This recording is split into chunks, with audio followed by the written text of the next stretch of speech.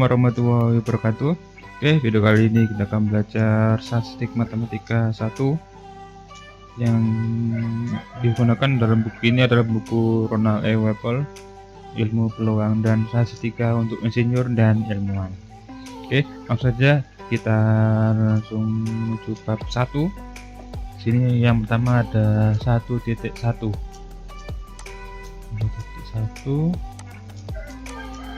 dan ada kita bahas tentang ruang sampel ya, ruang sampel.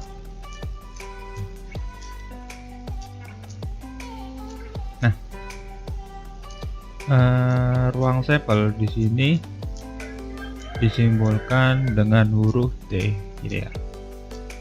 Jadi definisinya adalah himpunan semua hasil yang mungkin dari suatu percobaan statistik disebut ruang sampel dan dinyatakan dengan lambang T. Jika dulu di SMA kita menggunakan lambang S ya, ruang sampel. Sini kita menggunakan lambang T. Nah, di dalam ruang sampel itu terdapat titik sampel ya, terdapat titik sampel. Sampel itu apa? Itu bagian adalah unsur atau anggota ruang sampel ya. Jadi unsur dan anggota dari ruang sampel itu dinamakan titik sampel. Nah, contohnya ini berarti ruang sampel, sampelnya. Oke, berarti yang titik sampelnya adalah M. Jadi titik sampelnya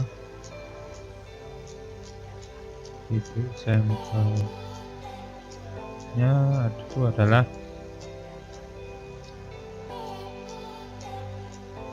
M dan B. Ini ya, M di sini dia tuh menyatakan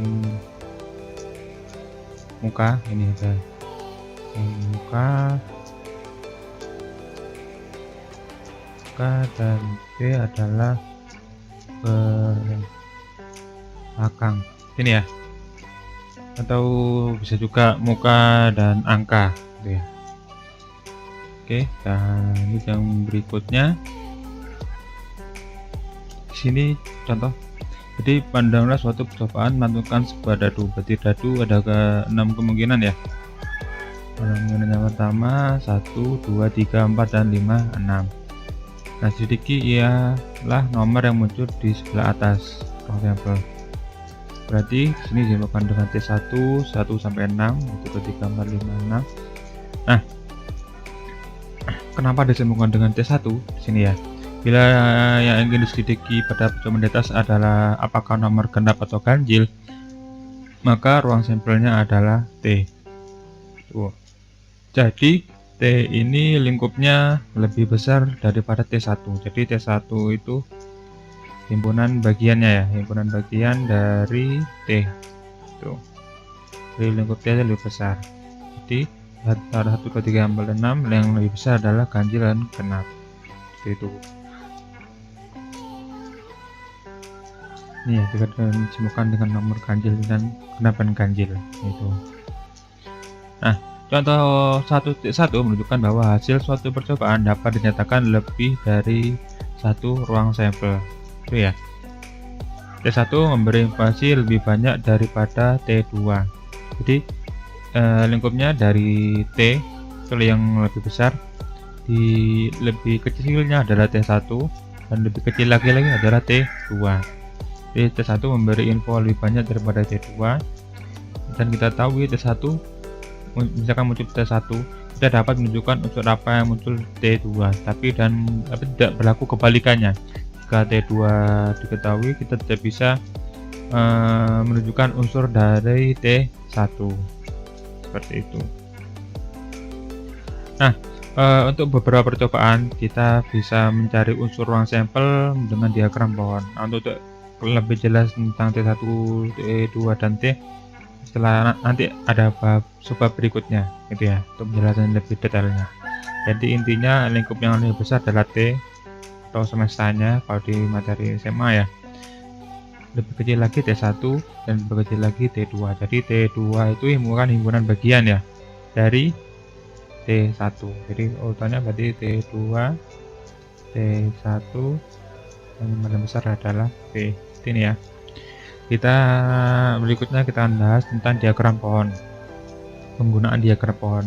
Jadi suatu percobaan di atas lantunan suatu mata uang logam, kemudian lantunan kedua kalinya muncul muka, gitu ya. Bila belakang muncul pada lantunan pertama, maka sebuah dadu dikeluarkan sekali. Nah, untuk mencatat semua ruang sampel yang beri informasi banyak, kita menggunakan diagram pohon, gitu ya.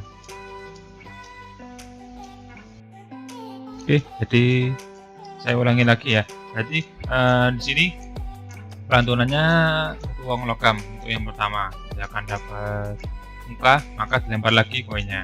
Jika dapat belakang, maka yang dilempar adalah dadu. Itu ya. Jadi langsung kita bahas diagramnya. Sini adalah menunjukkan pada pelemparan pertama.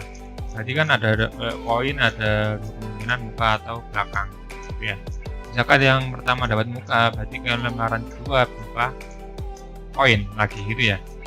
Berarti koin kemungkinan ada dua, muka dan belakang. Maka titik sampelnya muka, belakang, gitu ya. Berarti misalkan pelemparan pertama kita tidak dapat muka tapi dapat belakang, berarti yang berikutnya dilempar bukan koin tapi adalah dadu. Jadi kemungkinannya biasa 1, 2, 3, 4, 5, 6 karena dadu memiliki nomor 1 sampai 6. Berarti titik sampelnya B1, B2, B3, B4, B5 dan B6.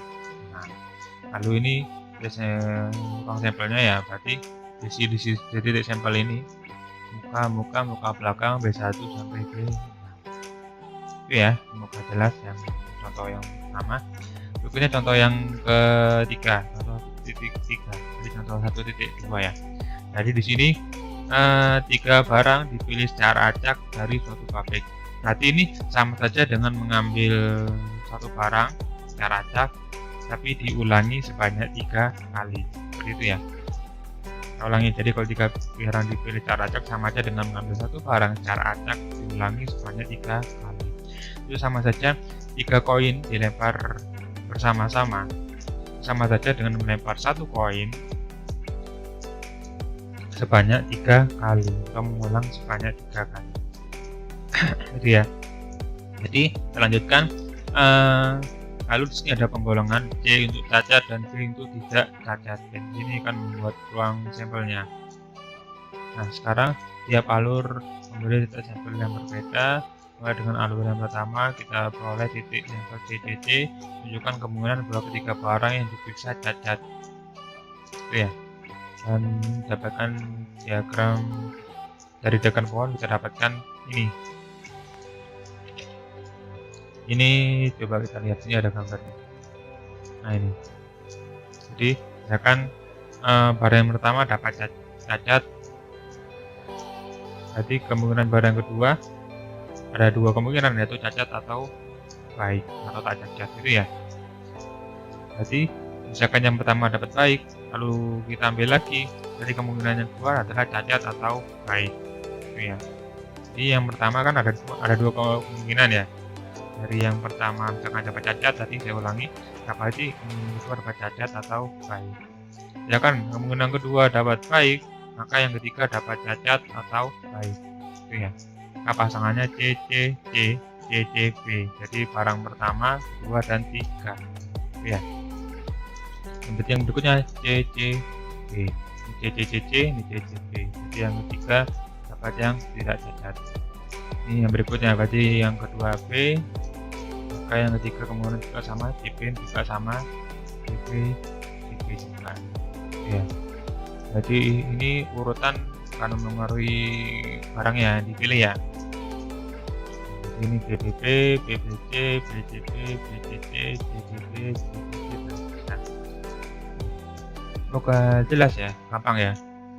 Jadi saya ulangi, jadi pelemparan pertama, pengambilan barang pertama berarti ada 2 kemungkinan cacat atau baik. Jadi misalkan yang pertama dapat cacat, berarti yang kemungkinan yang kedua, barang yang kedua ada 2 juga, cacat atau baik.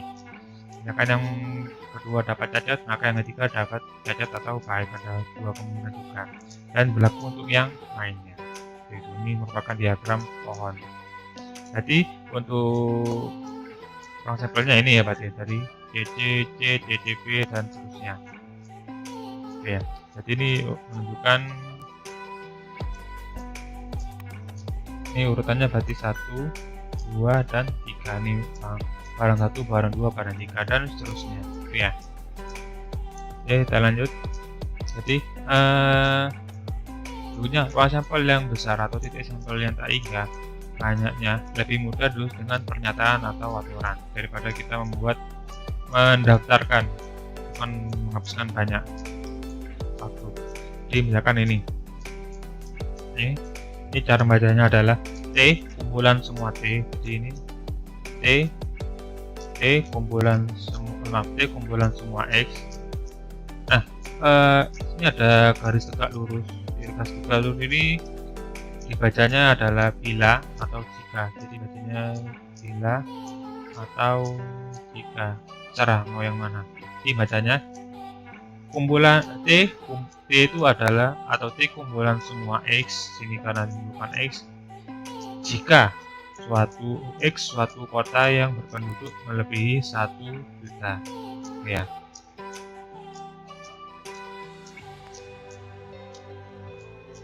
Atau X itu menyatakan kota yang berpenduduk lebih dari 1 juta. Berikutnya di sini, berarti sini T menyatakan semua titik X, Y dari kumpulan, atau T menyatakan kumpulan titik X, Y jika ya, dia berarti samaannya untuk X kuadrat plus Y kuadrat kurang dari sama dengan 4 ya, atau lingkarannya tersebut ini kan rumus dari lingkaran ya, berjari-jari 2 ya, karena di sini kan R kuadrat, ini kan R kuadrat, jari-jarinya besarnya adalah 2 artinya. Ini ya. Oke, kita lanjut ya. Semoga jelas ya.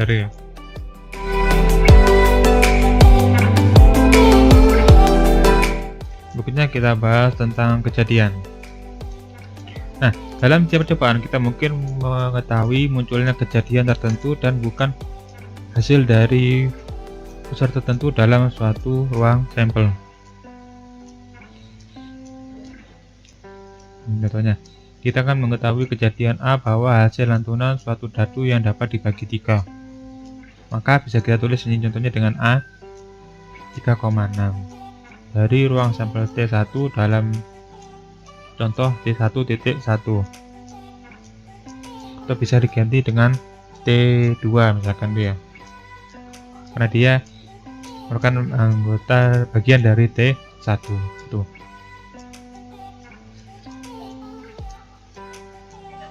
Di sini contoh 1.1 dari contoh 1.1 ya, yaitu ini dari contoh 1.1 maksudnya yang ini. Jadi berikutnya dari contoh 1.3 tadi pengambilan barang cacat. Jadi misalkan ada keterangan tambahan bahwa yang diambil cacat yang lebih dari 1, maka kita sortir jadi ini disebutkan dengan D. Ini ya, D nyatakan jumlah barang cacat yang lebih dari 1. Ini dia merupakan himpunan bagian dari ruang sampel T itu ya. Jadi ini juga bisa disebut sebagai himpunan bagian dari T gitu juga ya. Oke, yang berikutnya kita bahas suatu kejadian adalah himpunan bagian dari ruang sampel, itu namanya kejadian. Jadi dari DA ini merupakan himpunan bagiannya ya dari ruang sampel masing-masing. Nah, kita lanjut ke contoh. Sini ada ruang sampel T ya, merupakan semua T ini ya, merupakan T jika T itu lebih dari atau sama dengan 0. Ini T menyatakan usia dalam tahun suatu komponen mesin tertentu. Maka kejadian A adalah komponen akan rusak sebelum akhir tahun ke-5. Berarti himpunan bagiannya bisa ditulis seperti ini ya. T-nya itu berarti lebih dari atau sama dengan 0 ke sini dan kurang dari 5 karena sebelum tahun ke-5. Itu ya. Yang berikutnya di sini ada kita bahas tentang ruang hampa atau himpunan kosong. bisa ditulis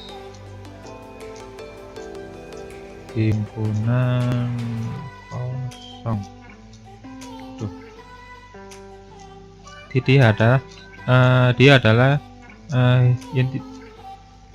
himpunan bagian dari T atau ruang sampel yang tidak memiliki unsur. Jadi tidak memiliki unsur atau dia tidak ada anggotanya. Contoh, A itu menyatakan suatu kejadian menemukan suatu organisme mikroskopik dengan mata telanjang. Untuk mikroskopik biasanya kita menggunakan alat bantu ya, maka bisa ditulis himpunan kosong. Tulis seperti ini, atau juga bisa ditulis misalkan sini ya, A itu himpunan kosong di sini ya, juga boleh.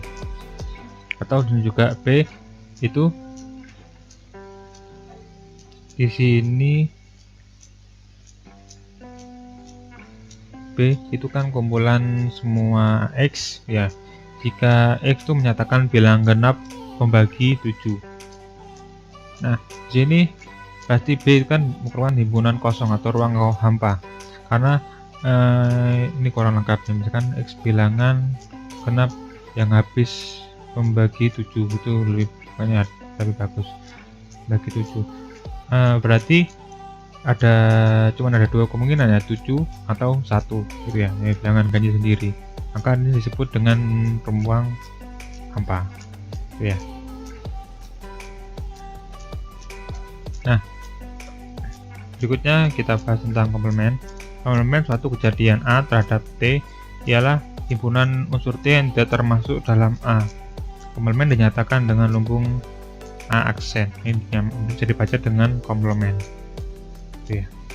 Jadi kalau misalkan kita anggap T-nya dadu ya, angka dadu berarti 1, 2, 3, atau jangan D lah, kita tulis A. Oh ya, kita T dulu. Misalkan T dadu unsurnya 3, 4, 5, 6, lalu ada A, himpunan bagiannya ya, misalkan dadu genap berarti kan 2, 4, 6. Maka A komplement isinya adalah selain A ya, berarti bisa kita tulis 1, 3, dan 5 itu ya yang komplement, tapi dia juga harus masuk atau anggota dari T. Selain A yang tapi juga harus anggota dari T gitu ya. Jadi di sini R kejadian suatu kartu merah terambil dari sebuah kotak bridge yang berisi 52 kartu. T menyatakan seluruh kartu, maka R aksen kejadian bahwa kartu yang terambil bukan berwarna merah tetapi hitam. Ya, berarti di sini itu contohnya.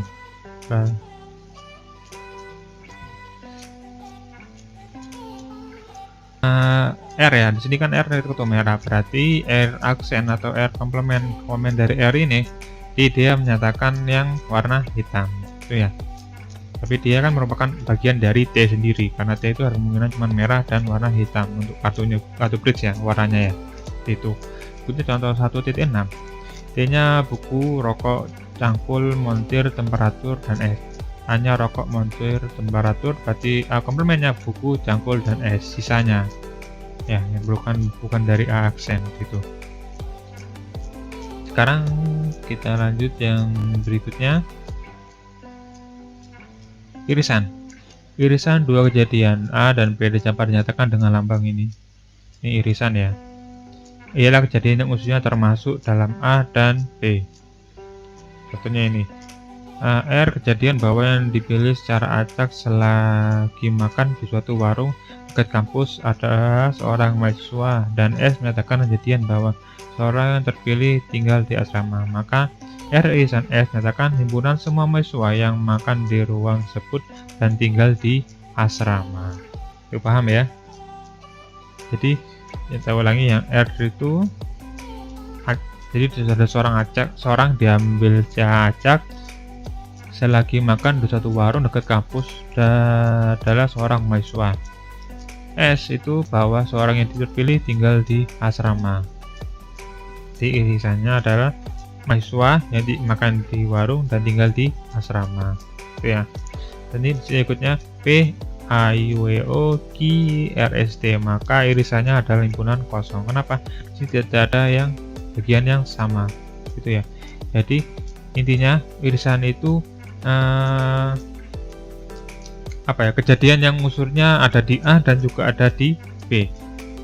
Itu makanya kalau di sini yang diambil adalah mahasiswa yang makan di warung tersebut dan tinggal di asrama.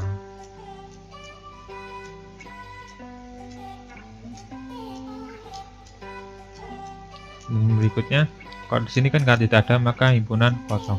Contohnya lagi yang ini ya, saya ambil A, itu isinya 1 2 3 4 5, lalu ada B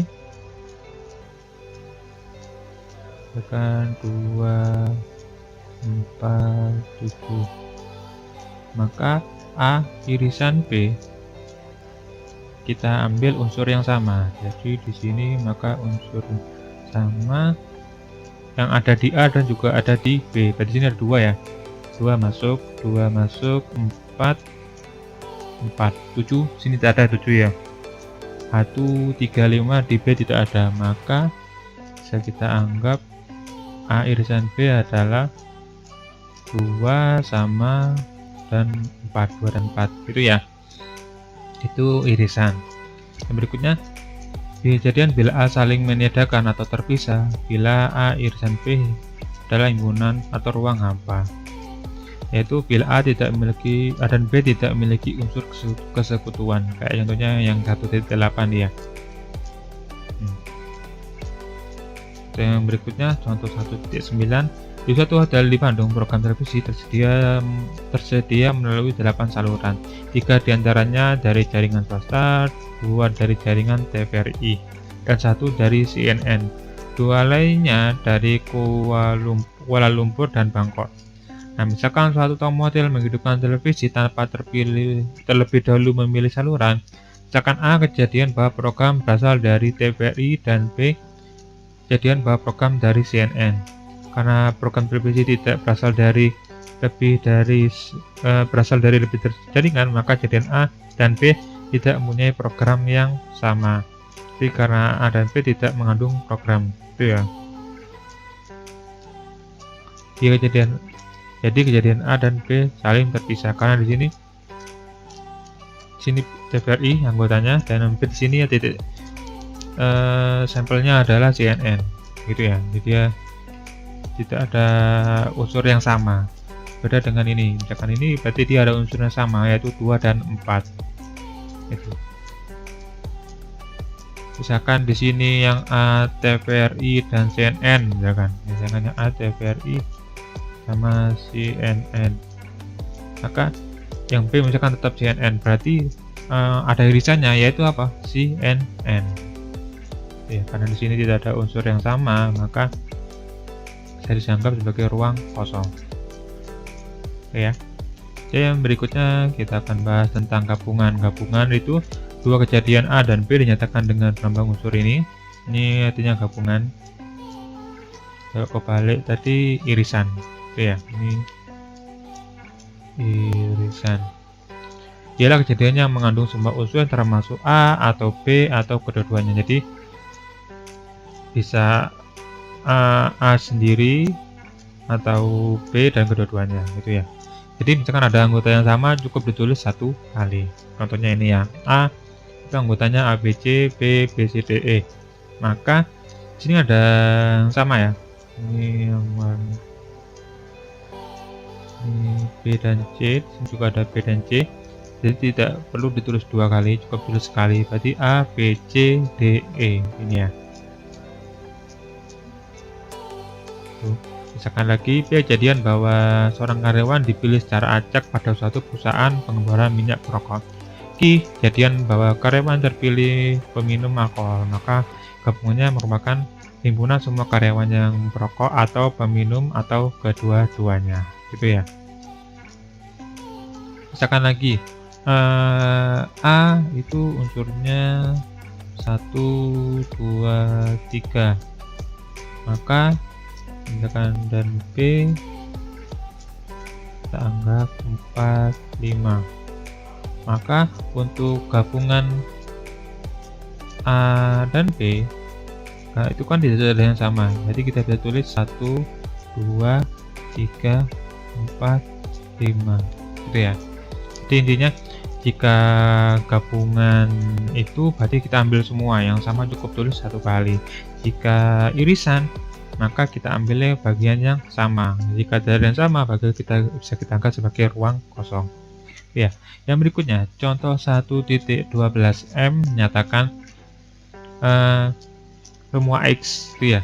Jika X lebih dari 3 dan X kurang dari 9, yang berikutnya N untuk semua Y, berlaku untuk semua Y ya.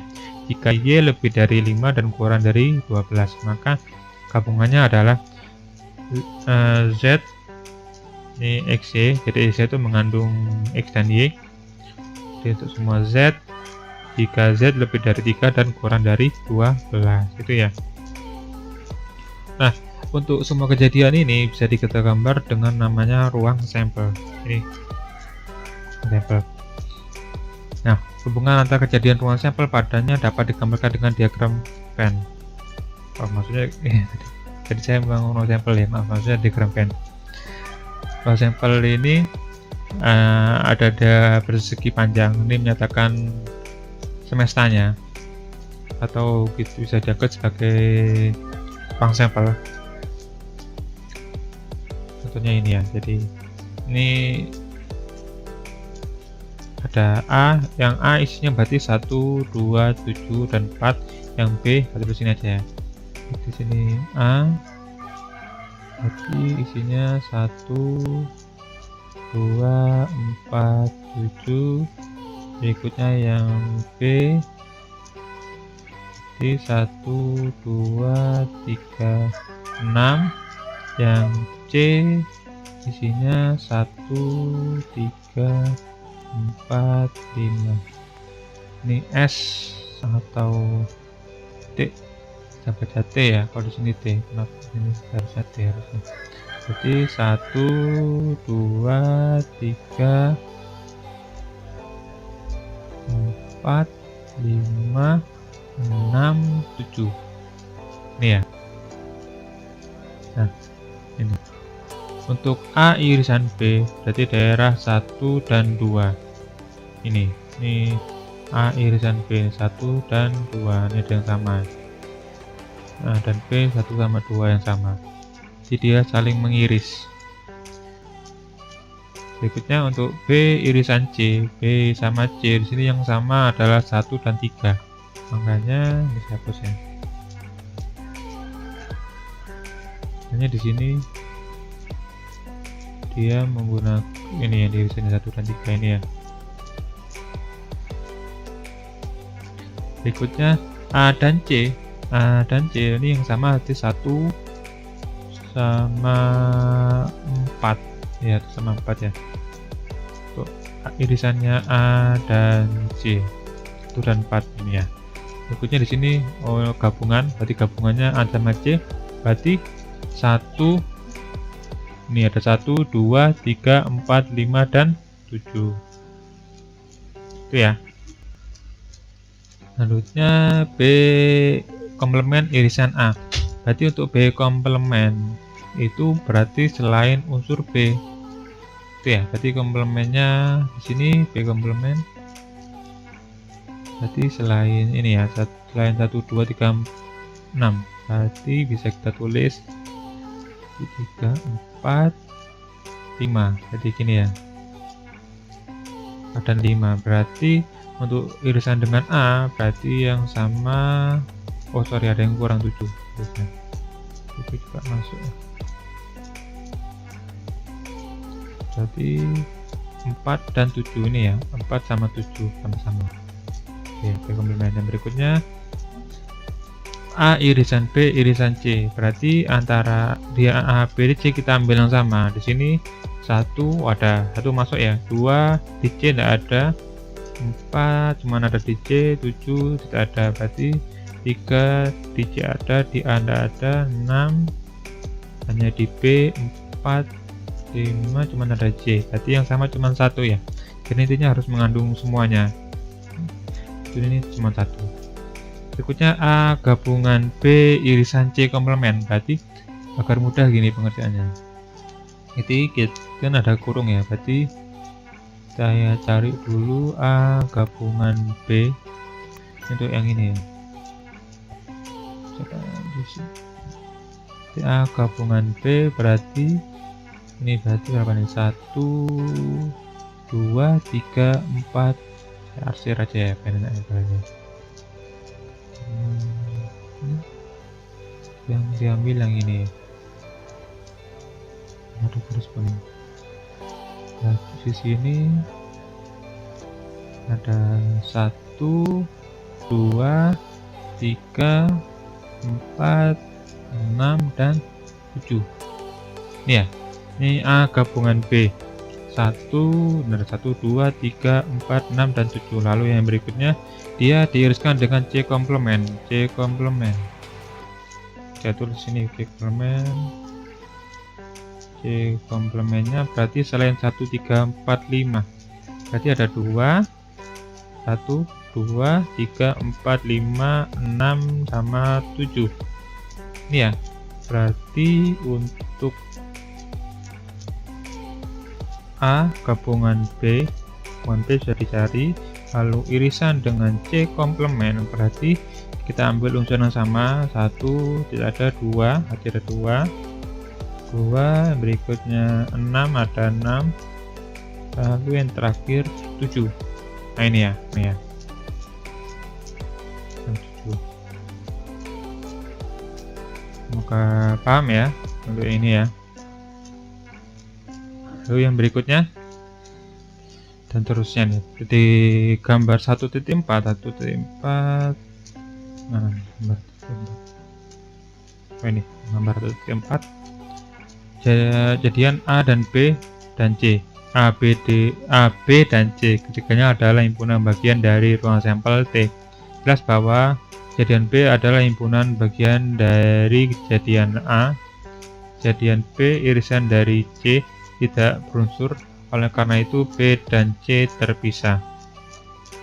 A irisan C berisi paling sedikit satu unsur dan kejadian A gabungan B adalah A. Jadi maksudnya gini, di sini A mana jadi B itu himpunan bagian dari kejadian A. B ini yang dia itu himpunan bagian dari A karena lingkupnya lebih kecil ya, dan anggotanya B sama A itu pasti sama. Nih contohnya A warna merah, kartu yang ditarik warna merah, B kartu ditarik Jack, Queen, King, dan Diamond atau King Diamond ya. Untuk kartu Jack, Queen, dan King yang Diamond itu kan berwarna merah itu ya. Jadi ini Jack, Queen, King ini yang Diamond, berarti dia warna merah, makanya dia ada di dalam A karena dia juga warna merah gitu kan. Lalu di sini B irisan C tidak berunsur. B irisan C, yang C itu kan yang diambil adalah kartu As ya, sedangkan B Jack, Queen, dan King. Nah, di B ini tidak ada kartu As, di C tidak ada kartu Jack, Queen, dan King. Mana itu dia saling lepas, atau saling lepas atau terpisah karena tidak ada unsur yang sama, maka irisannya bisa dianggap sebagai ruang kosong itu ya. Yang berikutnya A irisan C, ini berarti ada bagian yang sama, ini berwarna merah kan, berarti As ada yang berwarna merah gitu ya. Nah itu kan di sini ada irisan, ini kalau warna merah ada As ya, Asnya ada 2 berarti kan kemungkinannya. Itu berarti yang berikutnya untuk A gabungan B sama dengan A. Kenapa? B ini itu bagian dari A, Jack, Queen, King, As yang warna merah, berarti di A ini isinya ada B semua gitu ya. Jadi kalau paham tuh ya, maksudnya. Jadi kalau misalkan saya buat dengan bilangan ya, misalkan ada A itu misalkan isinya 1, 2, 3, 4, 5, 6, 7 misalkan. Lalu ada B anggap saja isinya 4, 6, 7 misalkan. Lalu C itu isinya 1, 2, 9, 10, 11 misalkan. Nah, di sini untuk A dan B ini 45, 467. Sini ada 467. Nah, itu ya. Jadi jika A dan B digabungkan itu berarti kan sama aja dengan A. Ya kan? Kalau penggabungan kan cuma dijadikan satu. Ini ada 467. Tuh, penggabungan. Lalu untuk C dan B di sini kan tidak ada unsur yang sama.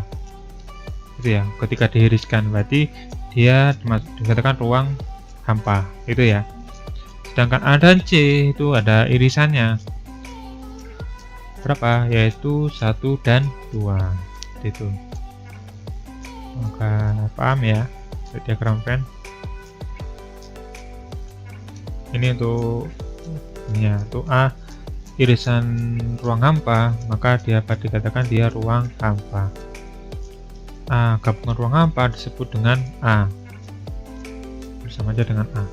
Jadi A irisan dengan A komplement maka ruang hampa, karena A komplement itu kan selain A gitu ya, diiriskan, berarti ini harus tidak ada yang sama gitu kan ya, ruang kosong.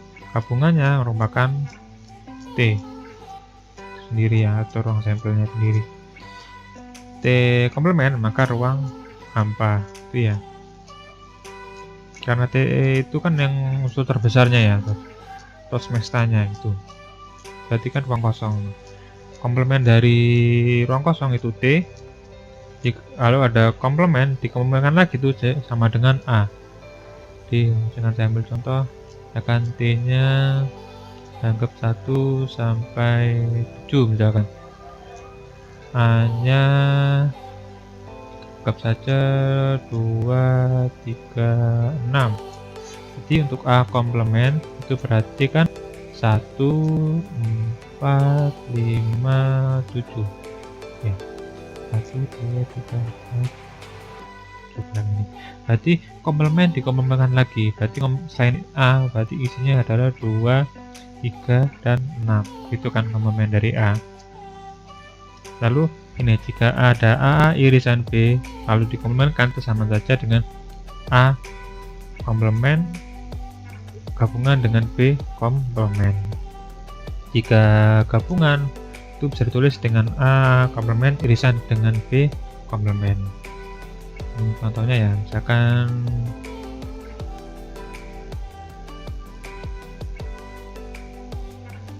ini misalkan A nya, oh ini kita pakai A nya ini sudah ya, lalu B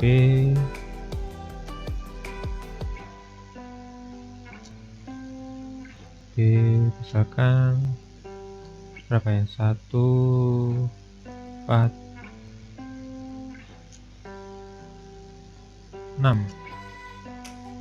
Berarti A irisan dengan B itu kan berarti berapa ini, 6 ya, 6. Ini A dan B itu 6. Ini A irisan dengan B 6, betul. Berarti komplementnya adalah A irisan B komplement itu berarti adalah, berarti selain 6 ya, ini berapa, berarti 1, 2, 3, 4, 5, 7 ini ya. Nah sekarang kita coba A komplement tadi kan 1, 4, 5, 7, lalu untuk B komplement dari sini B komplement berarti selain 1, 4, 6 berarti 2, 3, 5, 1, 2, 3, 7 ini ya. Berarti A irisan A komplement gabungan B komplement, berarti yang ini ya, yang B sama yang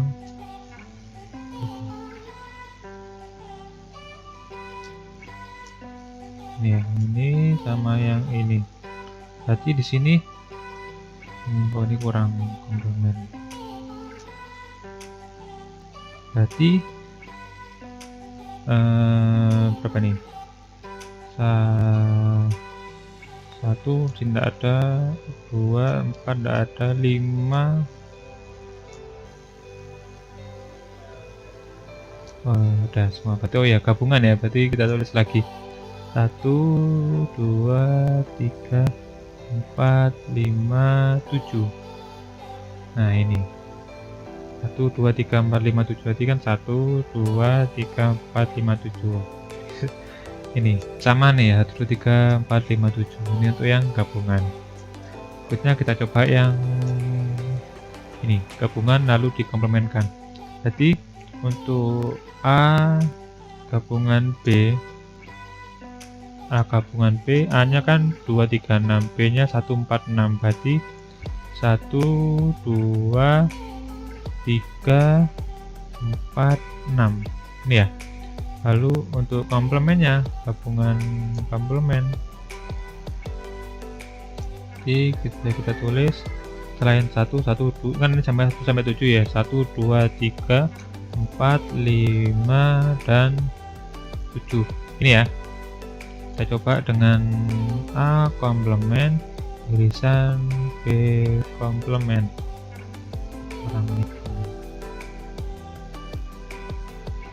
Berarti A kan ini 1, 4, 5, 6, 7. B nya ini ya 2, 3, 5. Berarti yang kita cari yang sama ya. Berarti yang sama hanya 5 dan 7. 5 sama 7. Ini ya. Oke, sudah jelas. Semoga jelas ya. Semoga videonya bermanfaat. Saya akhiri, jika ada pertanyaan silahkan ditanyakan. Saya akhiri. Assalamualaikum warahmatullahi wabarakatuh.